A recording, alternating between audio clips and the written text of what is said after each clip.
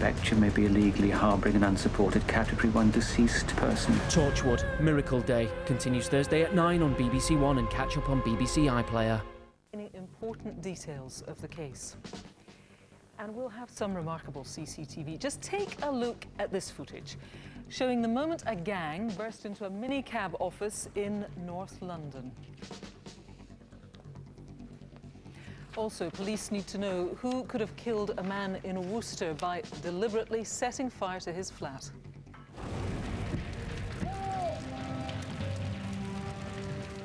I just can't imagine what it would have felt like for him, struggling probably to get out of the flat and knowing he couldn't. And Matthew's here with the latest news on some previous cases. Matthew. Yes, including an arrest and a charge in the case of 15-year-old Mo Borner, who was critically injured after being attacked in Bexhill in Sussex. And I'll have the inside story of how an ingenious bluff by detectives in North Wales led to the capture of a cunning murderer. He was watching us, digging the fields. Stand by, subject 1. But little did he know that we were also watching what he was doing at exactly the same time. And can you help to track down a priceless collection of Scottish coins? Stolen in what police think was a targeted raid, some of them are more than 900 years old. But before all of that, I need to tell you about a couple of appeals to track down escaped prisoners. Firstly, detectives in Staffordshire are urgently trying to trace 31-year-old John Anslow, who escaped from a prison van near Bromsgrove. It happened on Monday. Anslow was being transported from Hewell Grange prison, where he was on remand after being charged with the murder of father of one Richard Deacon, who was shot at his home in Chasetown in Staffordshire in July of 2010. The prison van was attacked by 3 masked men carrying sledgehammers, who got out of this silver Volkswagen Sirocco. The gang later switched to a silver Mercedes, which police believe may have been a C-class model, with the partial registration plate KR11. That happened in nearby Stony Lane. There's a £10,000 reward for information leading to Anslow's arrest and return to prison. Anyone who's got information about his whereabouts should call Staffordshire Police Incident Room on 01 785 235 051, and if you do see him, don't approach him, just call 999 immediately. Meanwhile, police in Suffolk are looking for 26-year-old Andrew Farndon, who escaped from custody yesterday. 2 prison officers were threatened with a gun and forced to release Farndon as they escorted him to hospital in Bury St Edmunds last night. Farndon, who was serving a sentence for GBH, had longer hair and a goatee beard when he escaped. If you've got any information, do call Suffolk Police. Their number is 01 473 613 500, and if you see this man, call 999 immediately. More details about both these appeals are on our website. It's bbc.co.uk/crimewatch. OK, it's time now to go back to our first reconstruction of tonight. The fatal mugging of 79-year-old widow Nellie Garrity. It happened in November, where she lived in Shaw, just outside Oldham in Greater Manchester.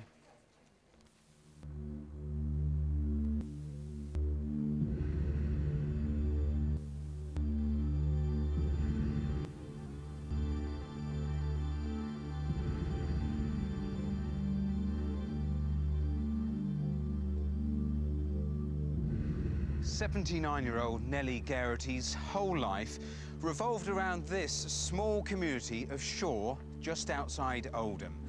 But it's also where her life ended 2 months ago, when she was attacked, mugged, and left for dead, still clutching the broken handle of her handbag.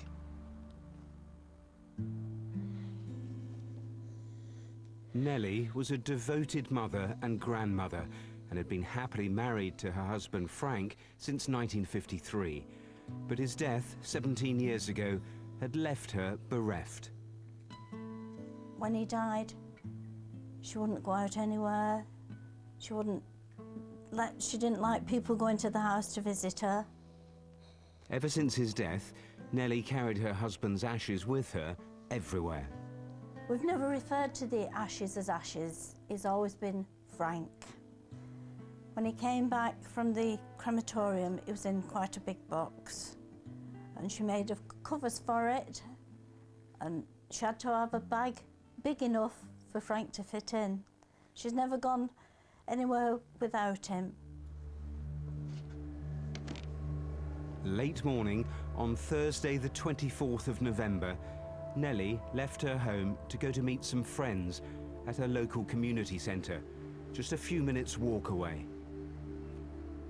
She was normally quite a reserved, quiet person, but she did like company as well, especially in the winter. She would go, you know, that was a nice time for us to go and visit the people that lived around her.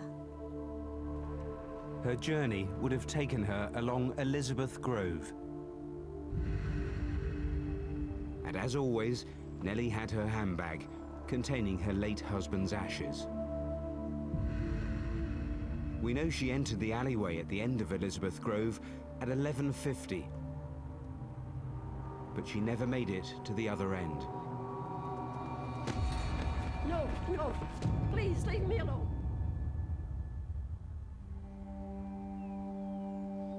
A few minutes later, a passerby discovered Nellie. She was semi-conscious and barely breathing.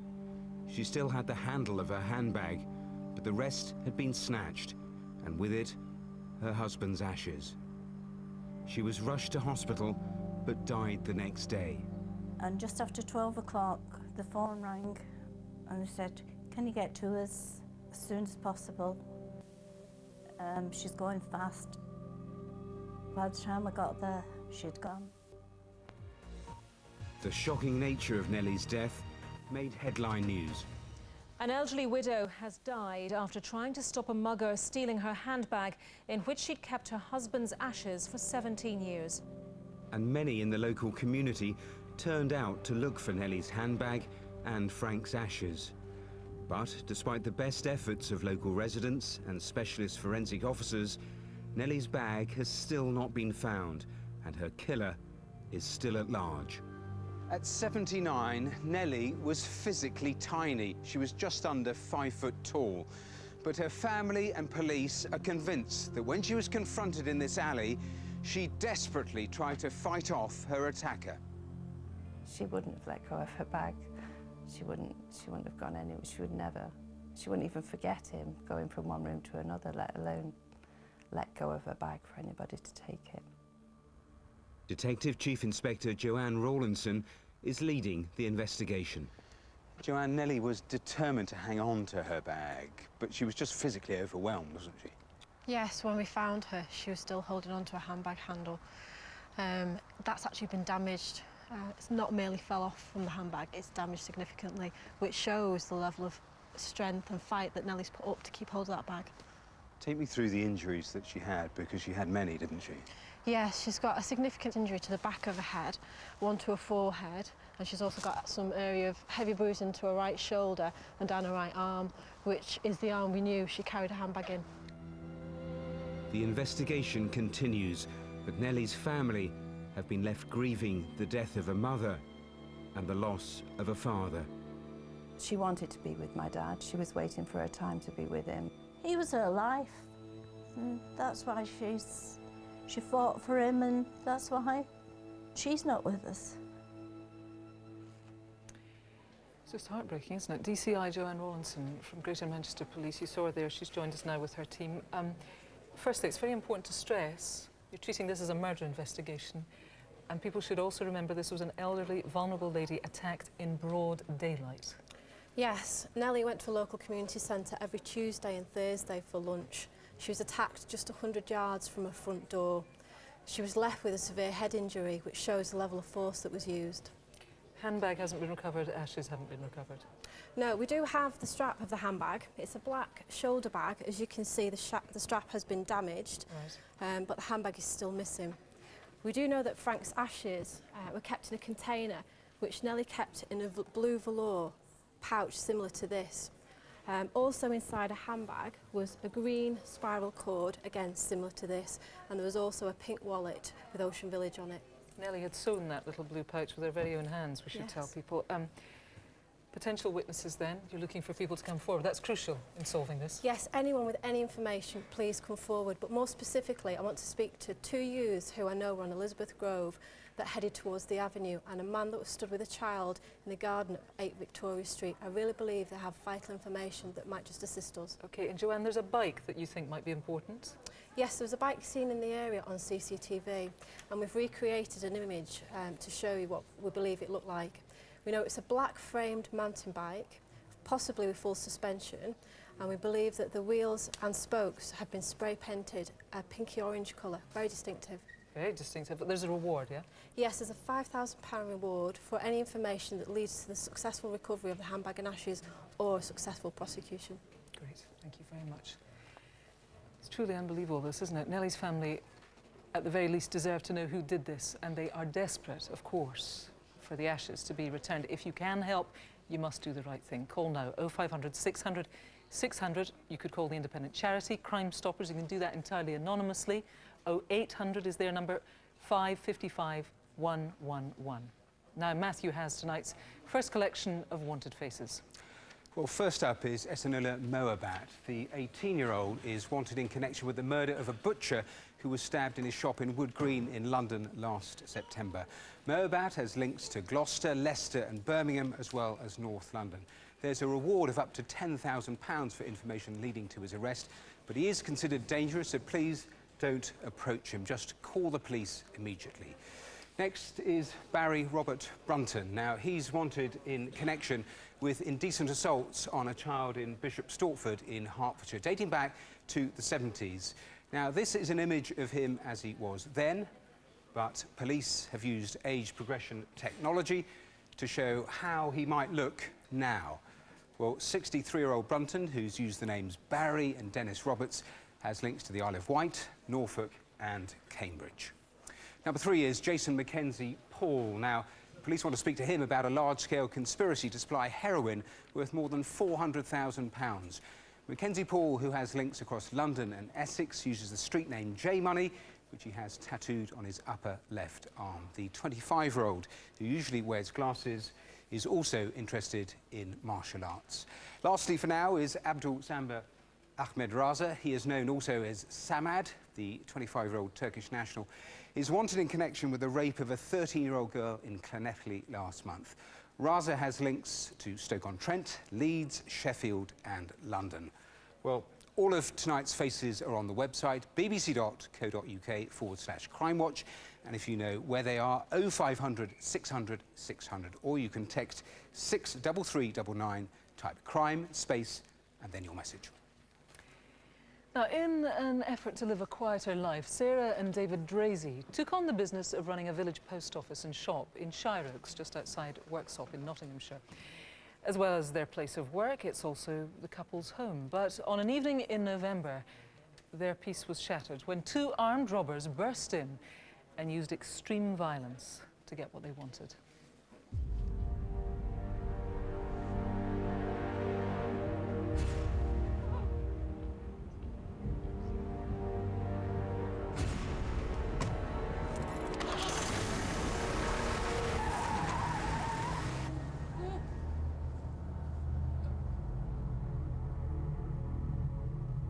This is Shire Oaks, near Worcester in Nottinghamshire. It's a quiet village and the last place the residents might expect to be the scene of a vicious armed robbery. But this is exactly what happened at this small post office in November of last year. We moved to Shire Oaks about 10 years ago. We ran the business up till a couple of years ago as it was newsagent, shop and post office. Unfortunately, Dave got diagnosed with Parkinson's disease, and we decided that we'd get rid of the newsagent side and I would just run the shop and the post office to give Dave more time. Hello. It was a normal Wednesday. There was no reason whatsoever to expect anything untoward. Just taking Ted for a walk, won't be long. Right, love. Come on, let's go.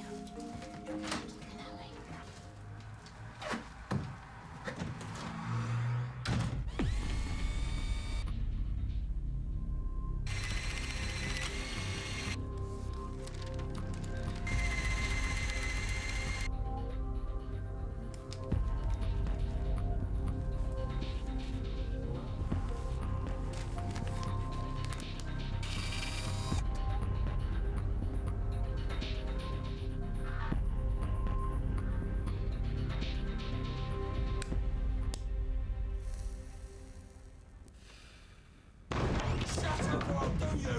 Shut up! Shut it, or I'll do you! Shut up and open the safe! No, I can't be. It's my wife does it. Don't lie to me, or I'll kill you! It's my wife who does it. I can't do it. Ah! Come on, get him in there. We're gonna wait for your missus. You better not be lying to us. Get up! Come on! Sit up! One of the pair ransacked David and Sarah's bungalow, taking around £400 of the couple's own money. I'd been out about 20 minutes and I opened the door and he comes dashing in, but this time he dashed in barking. Whatever is the matter with you? Stay there! Be quiet! Shut up! Shut your door! I'm gonna shoot it! Come on! Get up! Open that safe! Come on! Open the safe! Open the safe!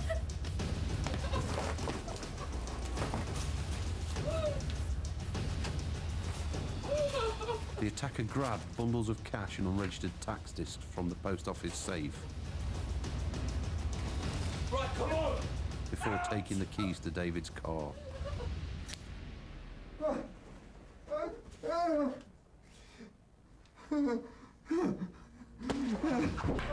Get out!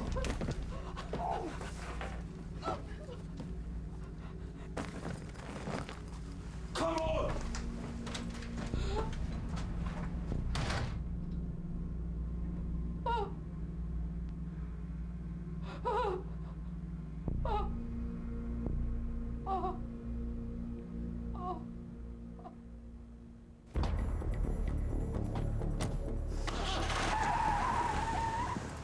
The car the attackers used for the getaway was low on fuel, but the men didn't need to get far.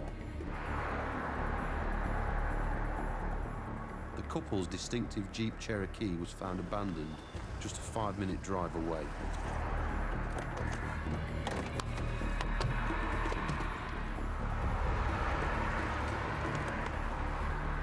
Did you see the gang swap cars?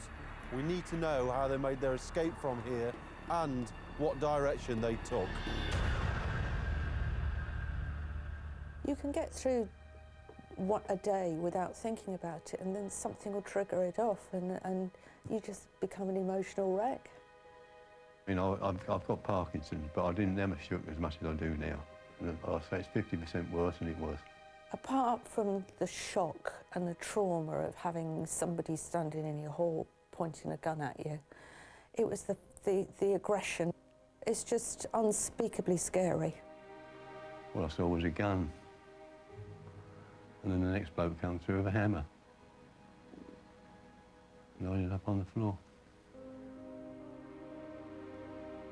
People in the village have been wonderful, but we don't want to stay anymore. It's up for sale. We've got to get out and have a nice, normal, quiet life like we expected to have.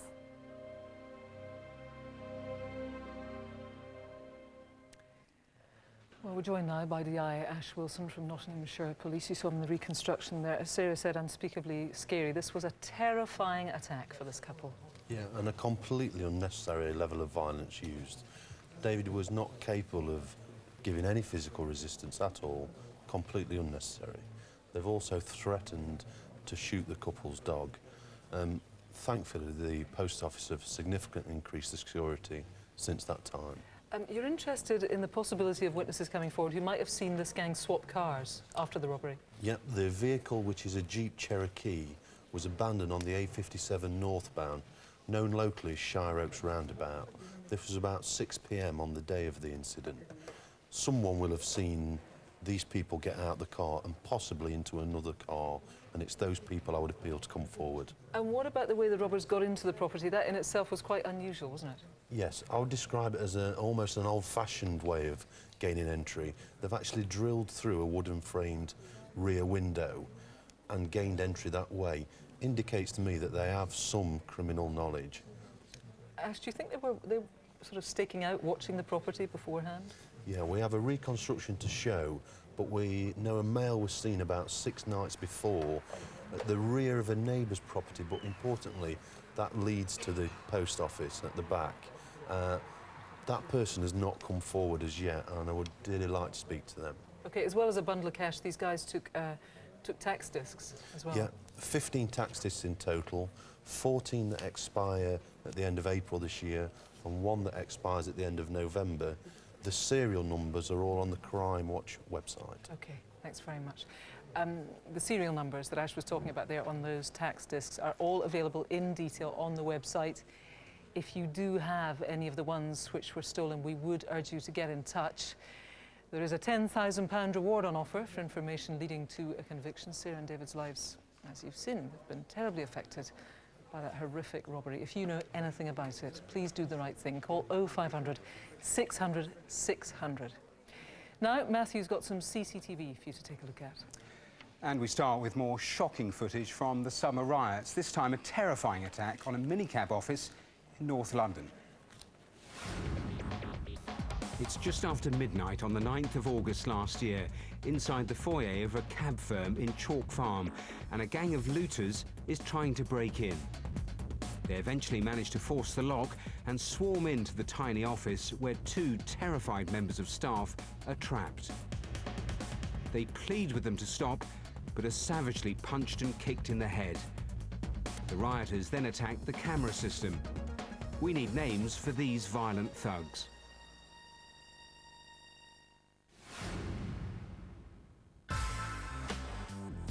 This is the entrance to the Canteen pub in Bristol, just after 11 on a Tuesday evening.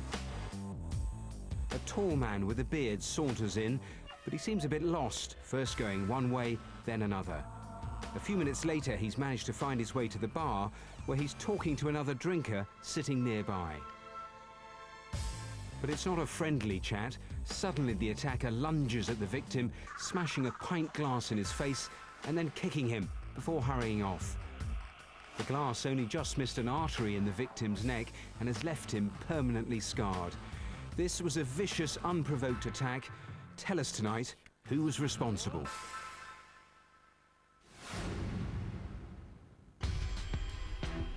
We're on the number 25 bus travelling through London's city centre during the early hours of a Saturday last July. The victim is dozing after finishing a night shift. As he snoozes, 2 men sitting behind try to reach into his bag. Getting nothing, one of the men then brazenly tries to grab the man's wallet. The victim wakes up and realises what's going on.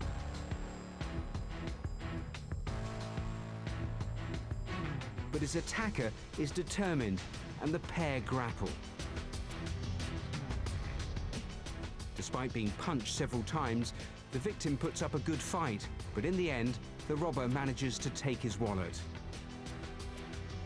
The victim eventually escapes downstairs, while the 2 men responsible sit smirking. Tell me who they are tonight. Well, all the CCTV is on the website, and if you can name anyone you've seen, call 0500 600 600 or text on 63399, type crime space and then your message. And do remember that you can log on to our website to see all of our reconstructions as well. OK, it's time now for some updates on some previous appeals.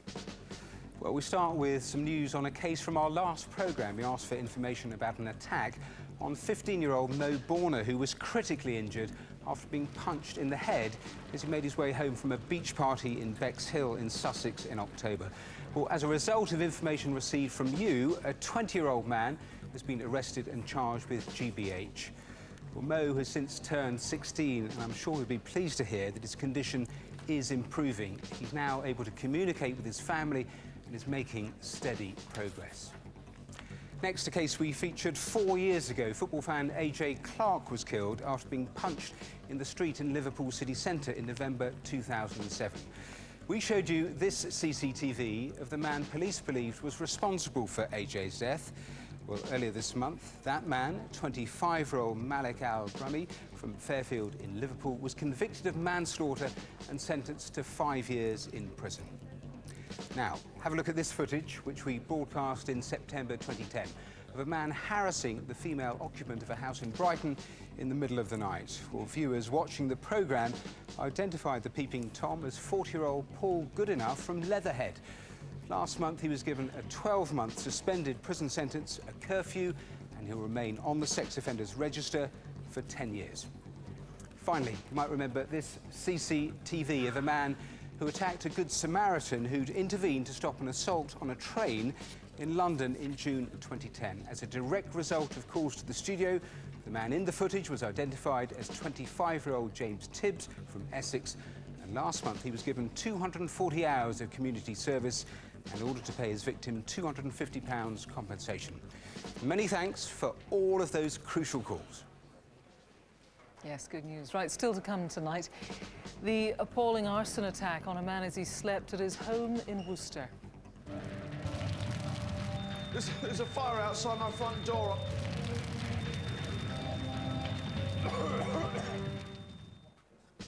And these very valuable Scottish coins, ones very similar, were possibly stolen to order. Detectives need to know whether you've been offered any. And we'll have the fascinating story of how detectives cracked a seemingly impossible murder case. We were dealing with one of the most difficult cases you'll ever deal with. We didn't have a body, we didn't have any witnesses, and we didn't have any forensic evidence. But first, let's go to Matthew, who's got the latest on what's been happening on the phone so far. Matthew. Kirsty, thank you. It's busy. Let's interrupt briefly Joanne, who's leading the hunt for Nellie Geraghty's killer. Joanne, I've seen you taking a number of calls. What's come in so far? We've had a number of calls in relation to the handbag. However, I desperately need to speak to people about the man and child that I mentioned in the garden earlier and the two youths on the avenue and the bike. Have you had a bike like that stolen? Do you know where that bike is now? This is such an appalling attack that's left a family devastated. We need to find Nellie's killer and we need to find Frank's ashes. Please give us a call. I'll let you get back to those calls, Joanne. Thanks very much. Good luck, Kirsty. Right, an appeal now for information on a case you may have seen in the news. Just over 3 weeks ago, retired schoolteacher Betty Yates was found dead at her remote riverside cottage next to the River Severn near Bewdley in Worcestershire. The 77-year-old widow had been stabbed and beaten with her own walking stick. Since her death, officers have been carrying out extensive inquiries to try to establish who was responsible for her murder, including detailed forensic searches of her home as well as the surrounding woodland. Well, last week, police received 2 anonymous letters containing information about Mrs. Yates's death. Both letters have been typed, and the one sent to Bewdley Police Station on Monday, the 16th of January, was in a handwritten envelope. The other letter was sent via the local newspaper in this envelope here. Now, officers are extremely keen to speak to the authors of these letters. They believe they were written by different people and are urging them to please get in touch tonight. Detectives think that Mrs. Yates was killed during the evening of Monday, January 2nd, which was the bank holiday after the New Year, of course. They're keen to speak to anyone who was in the area near her cottage or may have visited her in the days before she died. And, of course, they also want to talk to anyone who knows who might be responsible. So if you've got any information, please do call West Mercia Police. Their number is 0300 333 3000. There is a £10,000 reward being offered by the independent charity Crime Stoppers. They can be contacted anonymously. Here's the number, 0800 555 111. OK, it's time for some more wanted faces. Here's Matthew. Well, first we have Tyrone Reed. Now, police are keen to trace the 33-year-old after he escaped from the back of a prison van 3 weeks ago. Reed, who has connections to Greenwich and London, has a deep scar on his left forefinger and a burn mark on his right wrist. Next to number 6, and that is Martin Wolstenholme. He's wanted in connection with a kidnap which took place in Newcastle-under-Lyme in Staffordshire in November 2010. The 32-year-old has links to Stoke-on-Trent and to Southampton. Police consider Wolstenholme to be dangerous. If you know where he is, call the police immediately. Well, next is Florent Prox. Although police aren't necessarily convinced that's his real name, detectives want to speak to the 23-year-old about a burglary in the West Midlands where cash and jewellery worth more than £20,000 was stolen. Now, Prox, who's from Romania, has links to Banbury in Oxfordshire. And lastly tonight is Barry Gordon Williamson. He's wanted in connection with a string of burglaries across the country 48-year-old Williamson was born in Newcastle but has links to Milton Keynes, Norfolk, Lancashire, Kent, Hampshire and Sussex. He regularly uses the first name Chris. 0500 600 600 if you recognise any of them, or text 63399, type crime, space and then your message. Of course, they all stay online until they're caught. On the 13th of December, 52-year-old Andrew Heath enjoyed supper with his downstairs neighbours before going to bed as normal. But just a few hours later, he would wake to find his first-floor flat engulfed with flames. With his only exit blocked, he didn't stand a chance. Police are convinced that this was a deliberate arson attack. They need to know who did it, and they need to know why.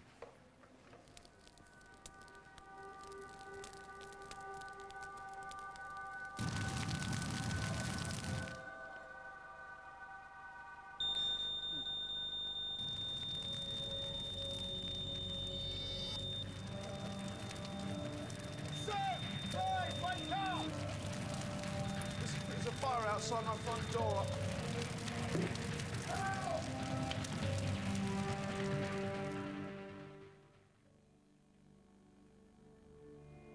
The burnt-out shell of this flat in Worcester is all that remains of the life of Andrew Heath, a 52-year-old who was murdered in an arson attack on his home just before Christmas. His friends and family have been left devastated by his untimely and terrifying death and have no idea why anyone would want to kill him. We adopted him, 7-month-old, and we brought him up as our own. And he was a caring, kind, loving boy, and he had a lot of friends. I don't think we could have wished for a better son. The fact that he was adopted made no difference at all, because he was my brother. I think he must have started singing when he was at school, when he was at secondary school, and he progressed to the male voice choir, which he loved. People liked to be around him. He was a big chap with quite a big personality. He came out when he was 18, and that would have been in the 70s. And it wasn't an easy time to come out as a gay person. And I think I was very proud of him that he'd done it. He had been in Worcester for quite a long time, and he liked Worcester. And he was very happy with his neighbours. And they shared a good deal of their lives, I think, together. Andrew lived above us. We're ground floor. Every night, 8 o'clock, he'd come down, knock the door, dog would bark, because she knew it was Andrew. And over the years, we've got closer and closer. He's like part of the family.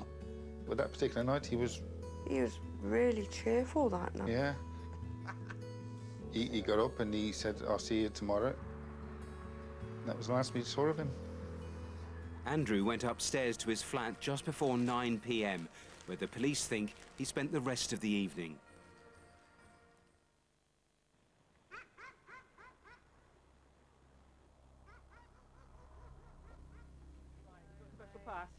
Come out. I heard a noise. I thought it was just someone being a bit weird, like.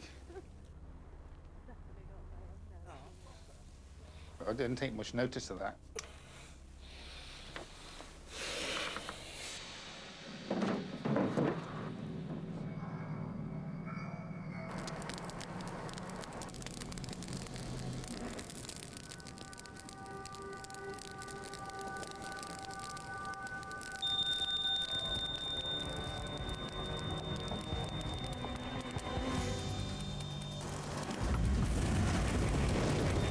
His only exit was engulfed in flames. Now all Andrew could do was call for help. Wake up! And all of a sudden there was a loud shout. There was just general talking, but I couldn't understand. Sir, Clive! And then all of a sudden there was a thud. So I said to Clive, Andrew needs us now. Hello, fire service. There's a fire outside my front door. I can't breathe. What's your address, please? 2 Chedworth Close. Can you not get out? No. I went round to the front. All I could hear Ty shouting was Andrew. I knew he couldn't be got out of that.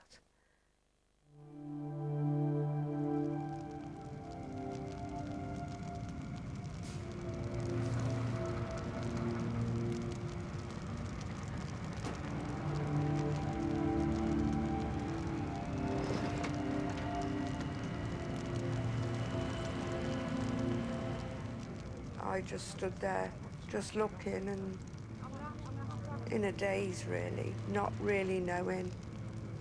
Was it real? Was it a dream? It was just horrible.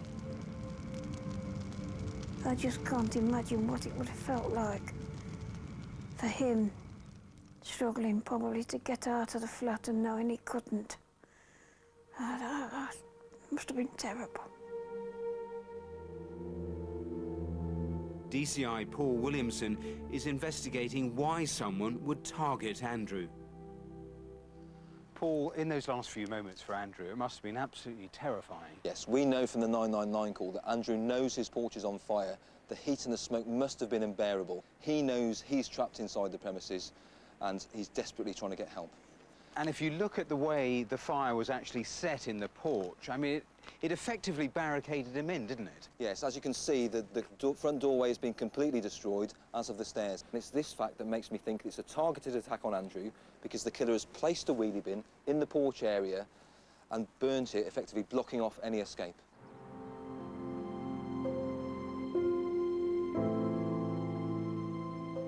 It felt as if somebody had eradicated every part of Andrew, because there was very little left. I can't believe that somebody would have done this to Andrew. That's right. And I hope that, in a way, they'll be haunted by what he has done. Somebody couldn't have planned it any better, really, to hurt the most.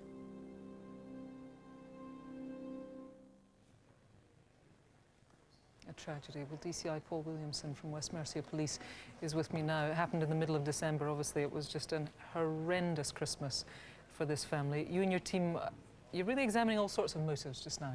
Yes, I mean, this has the hallmarks of, you know, a really devastating attack on Andrew.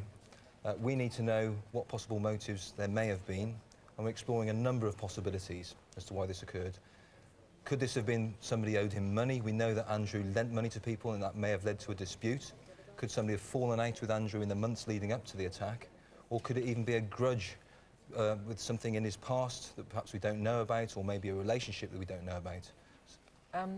There were lots of people around. We saw in the reconstruction there noises were heard. It was quite busy on the estate that night. Yes, we know that there's a group of people outside Andrew's flat, as well as raised voices in the early hours of the morning, and particularly before the fire service are called. What were those people doing there? So this bin that was set on fire, I mean, is it even a possibility that that was a prank that went really badly wrong? Well, we've got to consider the fact that this could be a deliberate act by somebody intending to kill Andrew, or it could also be somebody trying to upset or scare Andrew.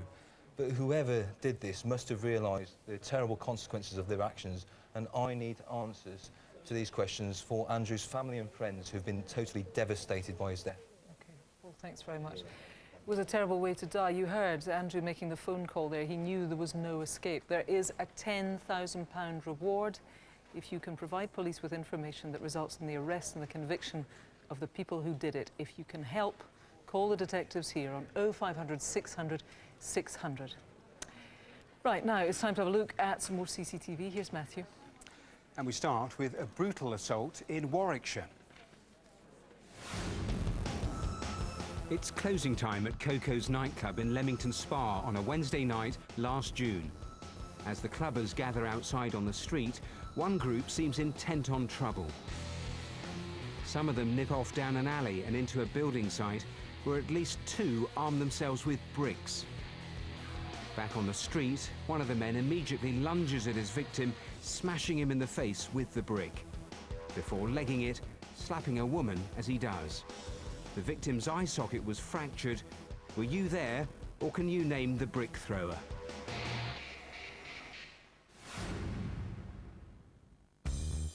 A security guard keeps watch at a technology firm in Staffordshire during the early hours of a Thursday morning last August. Suddenly, a brick is hurled through the glass doors, followed immediately by a gang of 17 people, all wearing hoodies, some wielding hammers, knives, and even fence posts. The terrified guard is handcuffed and forced to the floor behind his desk, while the gang rampage round the building. They grab laptops and TVs off the walls, stuffing their loot into a duvet cover before making off. You can't see their faces, but someone knows who did this. Give us some names tonight.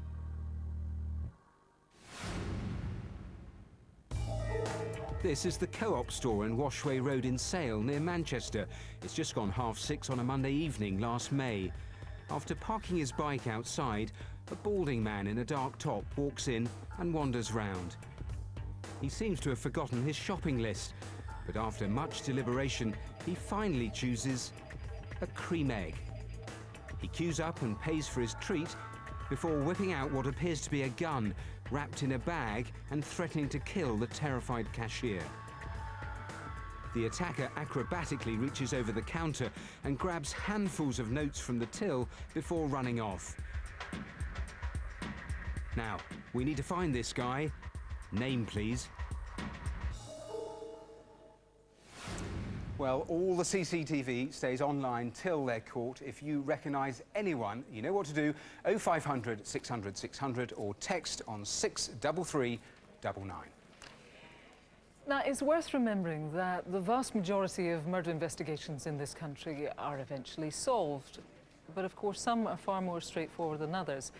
And when police suspect murder, but there are no witnesses, no forensics, and not even a body, well, then detectives really have got their work cut out for them.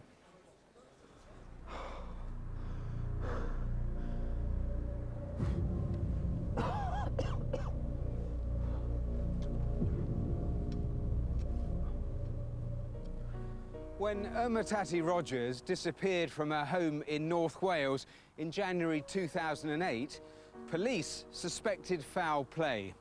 The problem was, they had no way of proving it. We were dealing with what is probably one of the most difficult cases you'll ever deal with, which is a murder with no body. What followed was a cat-and-mouse chase between detectives and the man who almost got away with murder. Well, we first of all got asked to look at an ongoing missing person case, a high-risk missing person case, into a 42-year-old Indonesian female called Tati Rogers, or Tati as she was known to her friends, who'd lived in the Wrexham area for a number of years. It was highly unusual behaviour for Tati to go missing. She hadn't called anyone and she hadn't been seen in her house. And the way she'd left her house with food preparing on the cooking stove made it look like she'd just disappeared. Hello, Wrexham CID?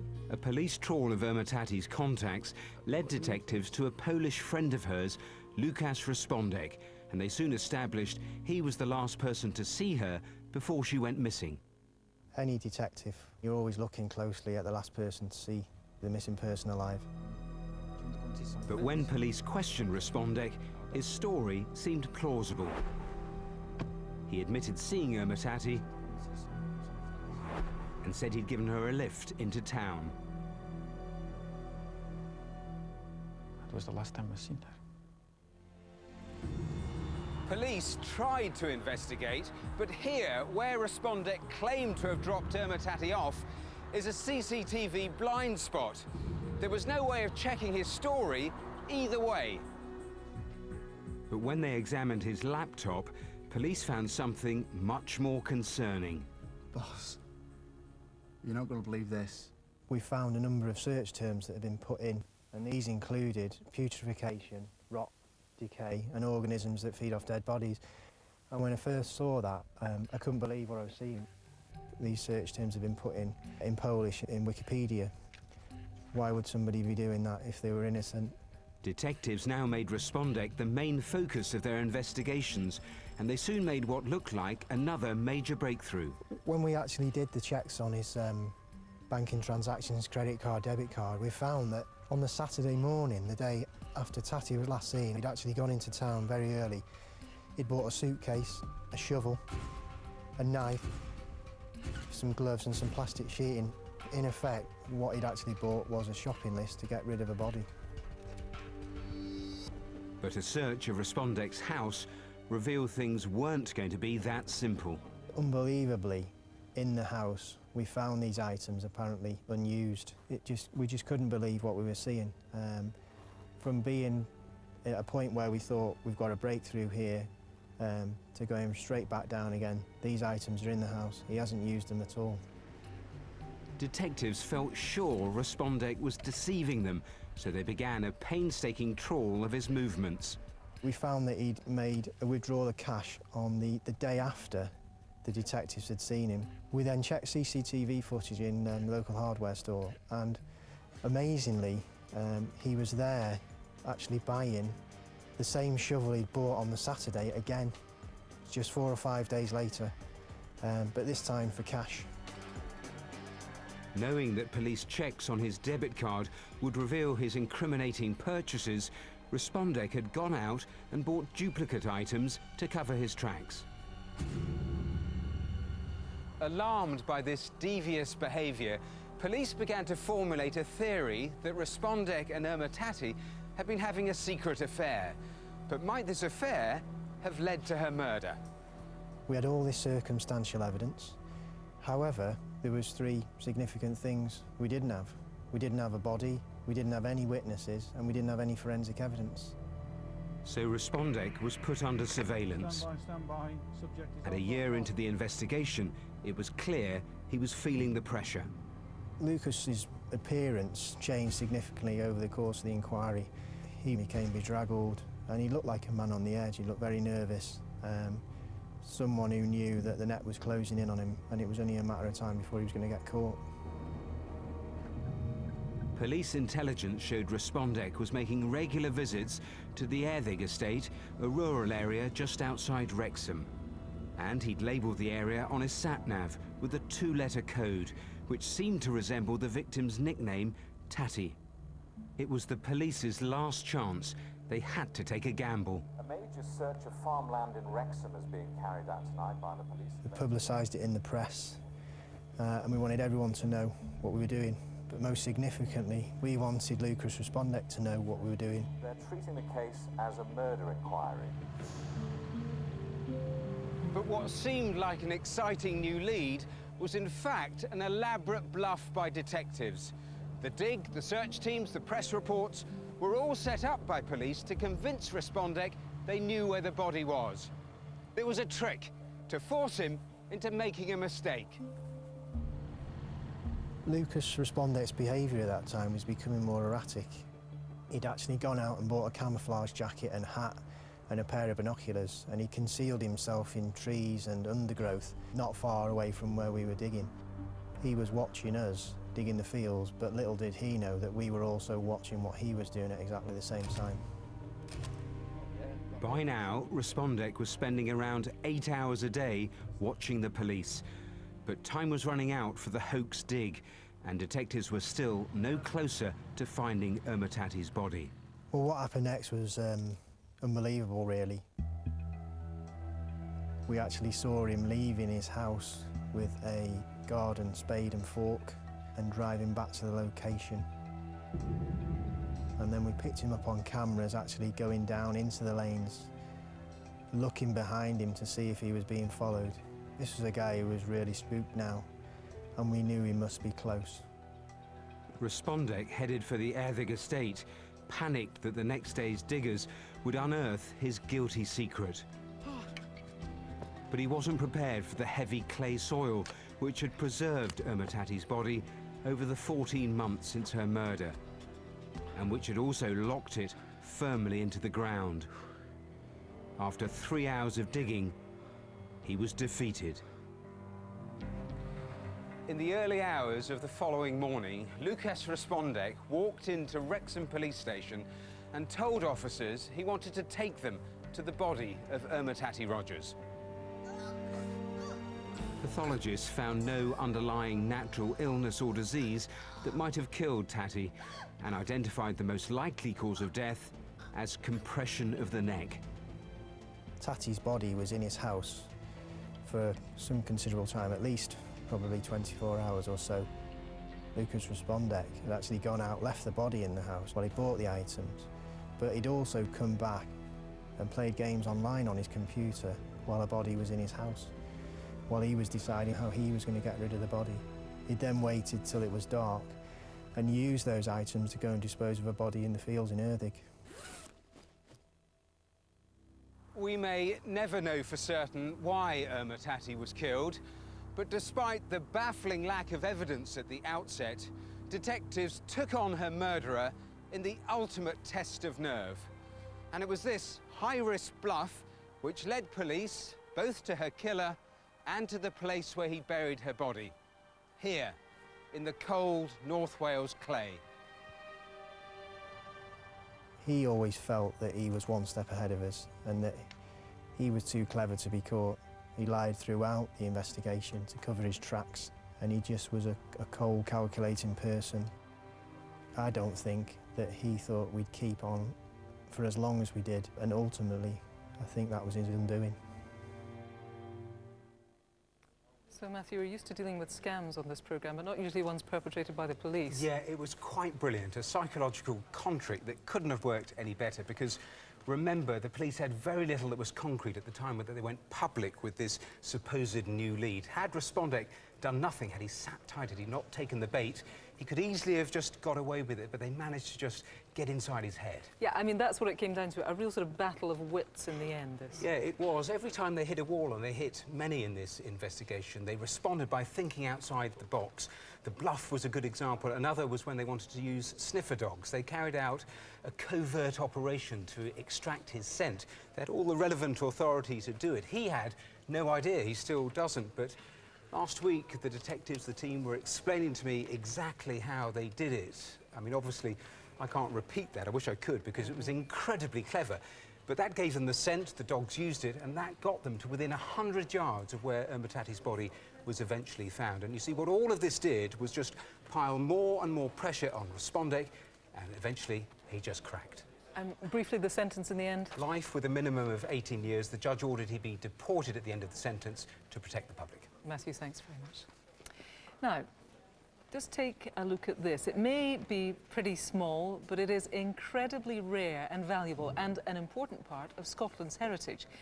Police are investigating the theft of an irreplaceable collection of coins, including ones just like this one, which was in total worth almost £500,000. It is almost 5 years since they were taken, and now police have decided to relaunch an appeal in the hope that the coins may have surfaced somewhere. With me now is DCI Grant Dougal from Lothian and Borders Police, and also Philip Skingley from Spink of London. To you, first of all then, Grant, can you tell me a bit more about the case? The collection of more than 2,000 coins were taken from the home of one of Scotland's leading coin experts. His house is in Broughton, a quiet village in the Scottish borders, and it took place overnight between the 6th and 7th of June back in 2007. Now, we believe it was a targeted raid because the thieves only took the coins and some jewellery that was stored with them. Philip, can you tell me, I mean, they look to the untrained eye like mine fairly innocuous. What's so important about these things? Well, essentially, they're all unique pieces of history in their own right. Each one can tell us something about the social and economic history of the period in Scotland. The earliest ones date from around the 10th, 11th century, and the collection consisted mostly of those earliest coins. They'd be instantly recognisable. I mean, this is, you know, on a par with the theft of a national treasure. Really? Well, given then that it's a national treasure, presumably, Grant, it's very difficult to sell it on. Yes, they're extremely rare, and I'm appealing to anyone, and in particular to any dealer or collector who may think that they've been offered these coins to get in touch tonight. We have conducted extensive inquiries across the country, and to date not a single coin from the collection has surfaced. Someone out there knows where they are, so please get in touch with information that could assist the recovery of the coins. Yeah, very important indeed, gentlemen. Thanks very much. I should tell you there's a substantial reward.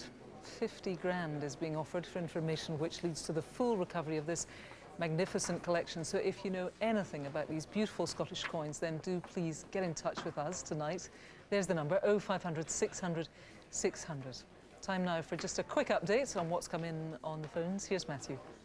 Well, a great response on all of our appeals. Let's start with the Nellie Garrity murder. Detectives are desperate to get Nellie's killer and find Frank's ashes. They've had some calls about the bike, but detectives really need more information. They've also had calls about the bag. Let's turn to the Nottinghamshire armed robbery. Incredible violence used against Sarah and David Drazy. We've had a couple of similar robberies, calls coming in, one specifically at a post office. More information on anyone who saw that car swap on the A57. So wanted face number 4, Abdul Samad Ahmed Raza, 13 calls on that. We'll give you more on the update. OK, that's everything for now. Don't forget that you can view all the reconstructions, the wanted faces and the CCTV online, along with special web appeals, which this month include the brutal murder of 17-year-old Charlie Wright in South London. It's all at bbc.co.uk/crimewatch. The phone lines stay open until midnight tomorrow night. We're back again in 35 minutes after the news with the very latest on tonight's cases. Bye.